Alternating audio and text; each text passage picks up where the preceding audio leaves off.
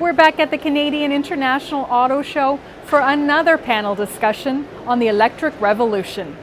Here's a recap of what our panelists had to say about the future of electric vehicles. We really believe that there will be an all-electric future going forward. It's not a question of whether or not electric vehicles will be the future, it's a question of when.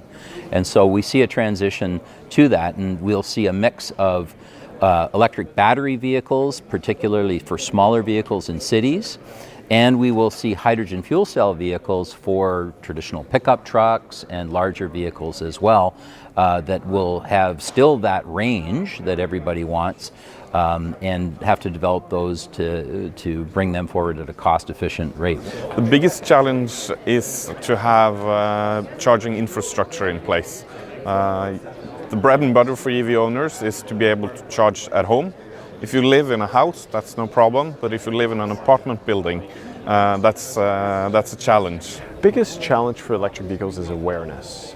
So it's people talk about price, people talk about range, but truly awareness is key. Understanding the car, how you can charge the car, is definitely a key thing that's missing right now across Canada. We need to do more. And so some of the big challenges for us in the technology, we're committed in the next 3 years to trying to bring down the key cost element in electric vehicles, which is really the battery system. So we'd like to take that and reduce it by half. At Toyota, we've been in the business of trying to electrify transportation now for a long time.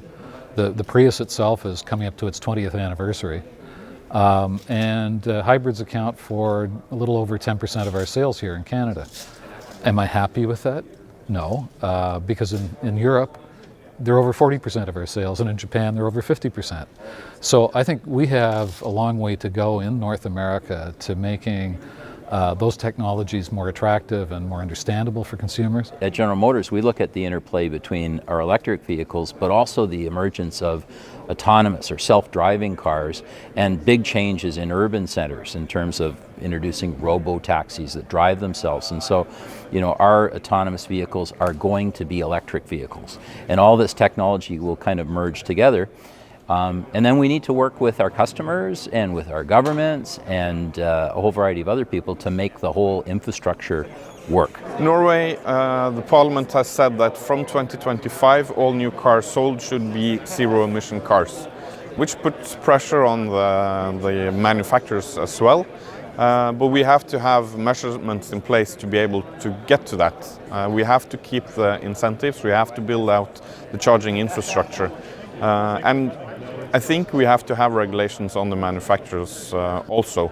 Everybody knows the Kodak example, that nobody wants to buy a camera with the old-fashioned film roll. Everybody uses a digital camera. So we have to make the car manufacturers understand that this will also happen in the car industry. This change is coming, whether they want it or not. That's it for this session. Join us tomorrow for the first ever Women on Wheels event. We'll talk to some of North America's leading female automotive executives. We'll see you then.